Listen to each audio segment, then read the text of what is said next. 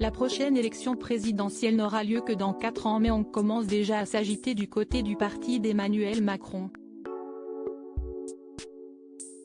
Avec 2 mandats déjà à son actif, le chef de l'État ne pourra pas se représenter en 2027. Il faut donc une autre figure politique pour représenter Renaissance.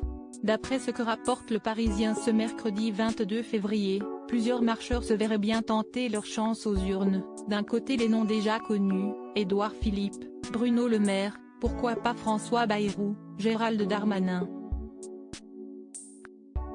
De l'autre, des ambitions en devenir, Elisabeth Borne, Yael Braun-Pivet, Olivier Véran, Gabriel Attal, récapitulent nos confrères.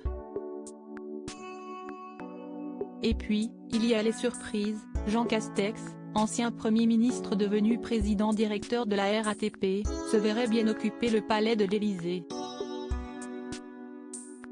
Selon Le Quotidien, l'ancien maire de Prades ne cache pas son ambition pour la prochaine présidentielle lorsqu'il se retrouve en petit comité. Oui, il y pense. Indiscutablement, il n'a pas moins de chance que les autres, a confirmé un élu qu'il a croisé l'homme politique de 57 ans ces derniers mois. La source a poursuivi en louant son sens de l'État, son parler vrai et sa popularité dans les territoires. Pour certains, il ne s'agit là que d'une amusante hypothèse, qui ne se produira jamais. Mais d'autres verraient bien le politicien originaire du Gers mener campagne pour Renaissance. Un confident du président a souligné, au reste, que tous les noms précités sont loin d'être entre les meilleurs amis du monde et que le choix du candidat risque de partir dans tous les sens et que ça soit très violent. Supérieur à Jean Castex, Édouard Philippe, Éric Dupond-Moretti.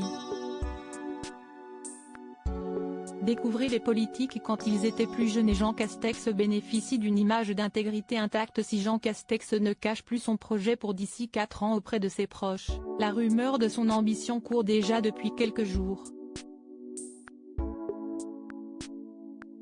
Le 19 février, le journal du dimanche a interviewé un ministre qui affirmait que l'ancien occupant de Matignon est authentiquement populaire. À ses yeux, celui qui a abandonné le milieu politique a toujours une image d'intégrité intacte auprès des Français. Les gens ne parlent pas de lui comme ils parlent d'Emmanuel Macron ou de Marine Le Pen, a écrit le journal. Preuve qu'il pourrait bien faire de l'ombre à ses confrères du parti présidentiel.